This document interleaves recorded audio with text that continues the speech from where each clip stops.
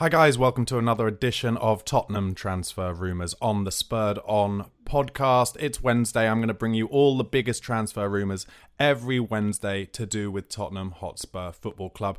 And I'm going to start with England international Kalvin Phillips. He's dropped off the radar really, hasn't he, since he moved from to Manchester City from Leeds United. And it's really easy to forget how just a few years ago in the Euros, he was the absolute linchpin of England's midfield alongside Declan Rice. And Gareth Southgate seems to be the only person at the moment who is keen to play him. Pep Guardiola clearly hasn't seen enough in terms of his development and learning what Manchester City's style of play is. And therefore, he's barely started any games for Manchester City. And as a result, it doesn't surprise me at all that Tottenham Hotspur have been linked with him. That's because we are clearly aware that in January, AFCON comes along. So Yves Bissouma will be gone. Pat Matasar will be gone with their national teams. And of course, we do have Oliver Skipp and Pierre-Emile Højbjerg to come in and play in those roles potentially. But are they the right type of player to replace them? And are they going to stick around as squad players? I would say Oliver Skipp more likely can and is still young enough to develop under Ange and become the player that we all think potentially he can be. Let's not forget that Maurizio Pochettino really rated Oliver Skipp from when he was 17, 18. Conte loved Skippy, Jose Mourinho loved Skippy, and I have a lot of really huge Norwich fan friends who, when he was on loan there, just thought he was so excellent for them, one of the best players they've had there in years. So I think Oliver Skipp will stick around and will be relatively happy. Not delighted, but relatively happy to remain a squad player.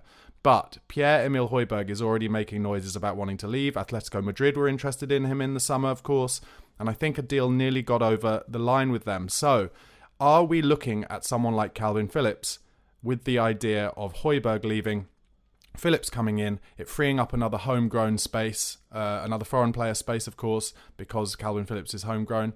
And, let's be honest, Kalvin Phillips, I think, has more chance of breaking into the Spurs team than he does of breaking into the Manchester City team. I'm not suggesting it would be easy, though, because obviously we've got Bentancur coming back in. And if Bentancur, let's hope, can become the player again that he was before his ACL injury, then I think he will break into the first team.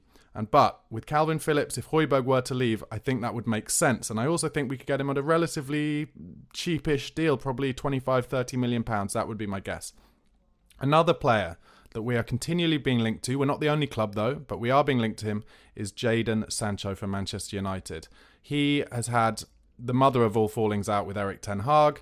Rumours are that it's to do with him staying up all night gaming and playing FIFA, or because he won't say sorry for Ten Hag for an Instagram post that he made. And also a rumour this week that Jadon Sancho is angry that they brought in Antony and that Antony gets more chances, or last season got more chances in the first team than Jadon Sancho did. He is without doubt an unbelievably talented footballer. He's shown that at Borussia Dortmund. He showed enough at Manchester City in their kind of unders teams to get that move to Borussia Dortmund. And obviously he showed enough at Borussia Dortmund to get an absolutely huge move to Manchester United.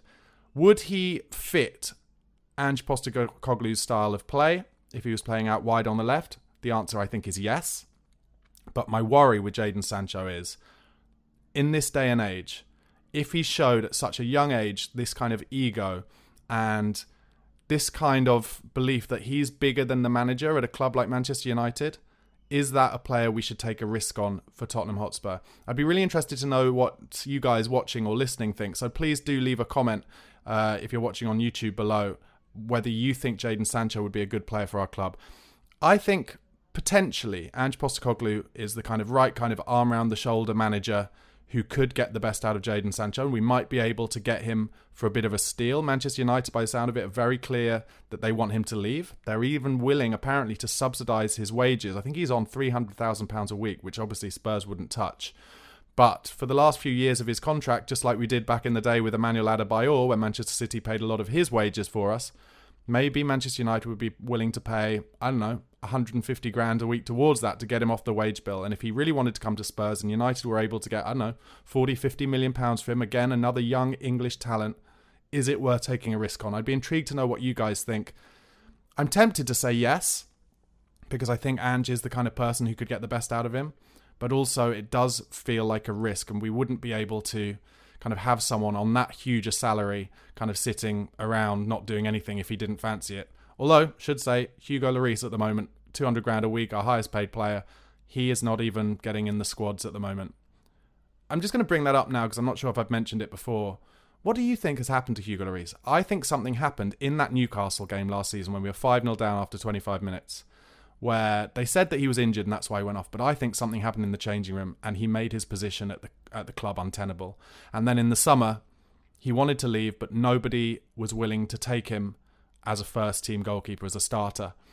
It's a shame that he's just sat there on 200 grand a week. I think it's a shame that it doesn't seem like he's going to get a big goodbye. He deserves it. He's a legend of the club.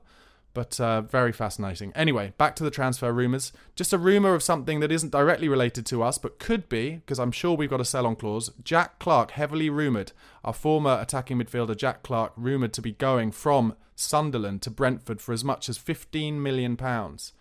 If that is a move that happens, I'm pretty sure Daniel Levy will have put a sell-on fee in there, maybe even 25%, so we'll get a few million out of that. What do you guys think of Jack Clarke?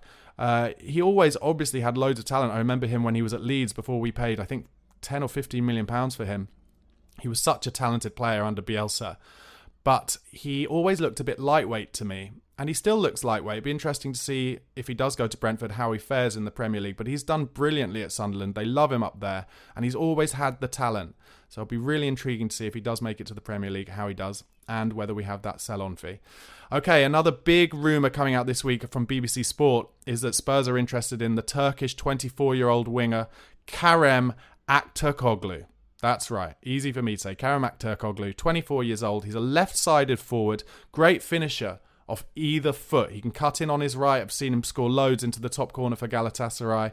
But also, when presented with an opportunity on his left, he finishes it really well. Doesn't try and bring it onto his right foot. Seems very, very good off both sides. Likes to get in behind, which of course would suit Ange Postecoglou. I've said it again, I think maybe in last week's transfer rumours, but I'll reiterate. I'm really impressed with how a lot of the rumours of players we're interested in seem to really suit the style of play that Ange Postecoglou is playing. And Aktürkoğlu, a left-sided forward, is he rumoured to be coming to the club? Are we interested in him because maybe Ange looks at Richarlison, who I think has been doing okay, apart from a few misses. I think he's been doing okay at left-sided forward up front. But is the pressure a bit too much for him? Do we need to bring somebody else in who is more suited to playing that role and getting in behind from there? Be interesting to see. He's a strong boy, Aktürkoğlu, for his size. He's not the biggest, but he's very strong on the ball. He's another great free kick taker. I love the fact that we've gone from basically having no free kick takers a year or two, over the last few years since Eriksen, and now we seem to be stockpiling them, which is really fantastic. Obviously, we've got Porro, we've got Perisic, who unfortunately is injured. We've got Maddison. Brennan Johnson, I think, maybe can take a free kick as well. So maybe we could add another one to there with Aktürkoğlu. And it's an interesting signing, potentially. I don't know how much he's going for. 24 years old, though, right age range. Definitely one to look at. If you fancy taking a look, go and check out some of his YouTube stuff. But bear in mind, obviously, with YouTube, you are just getting the best clips of everything. You don't kind of get a rounded view. But obviously, it's worth mentioning at the end of this Transfer Rumours episode that we do have a new sporting director. We've got Johan Langer's just come in. And I think it'll be fascinating to see over the next month or two before January what the leaks out of the club are saying in terms of who we're interested in. Langer, known for his data-driven approach, that exactly suits what has been coming out of the club since the summer in terms of how we're updating our recruitment strategy. And I don't know, I think your Phillipses and your Sanchos, they're pretty kind of classic players who aren't getting first team action at their club, so maybe journalists are saying, oh, well, that could suit Spurs. It'll be interesting to see the names that are coming out of Spurs now that we have the new sporting director. I don't know. I think I'm very excited about recruitment at the moment because I think Paratici, although clearly something wasn't, all above board with him, it has been proven that he made a lot of good signings. Now we're going to bring the new guy in, data-driven approach, and most importantly, Ange Postecoglou has the final word. And as I've said before, I love the fact that he's really only interested in players who fit the attributes of what he needs within his first team and his squad. And that is the most exciting for me. We won't have any more of the kind of Conte saying this is a club signing like he did with Jed Spence. We're going to have it where the manager, Ange Postecoglou, is going to take personal responsibility over what goes on the pitch and seemingly what goes on off the pitch as well, in terms of making sure that every signing is someone that he sees playing the style of play that he has brought into the club, that we've all bought into so quickly because we love him so much.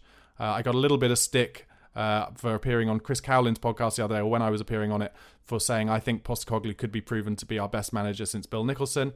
I'm going to stick to that for now. Even if we have a few bad results, I'm going to stick to that. I just love the way he plays football. I love the way he protects his players. I love the way he takes responsibility. I love the way that he is taking responsibility as well for the signings we're making. And I'm very positive about him. Anyway, that was today's Tottenham Transfer Rumours. Guys, if you're watching on YouTube, please do go and follow on your favourite podcast platform, be that Google, Apple Podcasts, Spotify. Just search for the Spurred On podcast, and then you can listen to me in your car every day if you're not able to make it to YouTube. And if you're listening on your YouTube, on your podcast platform, and you want to watch on YouTube, come across to my channel. It's youtube.com/@BarnabySlater_. That's the Spurred On podcast. Come on, you Spurs.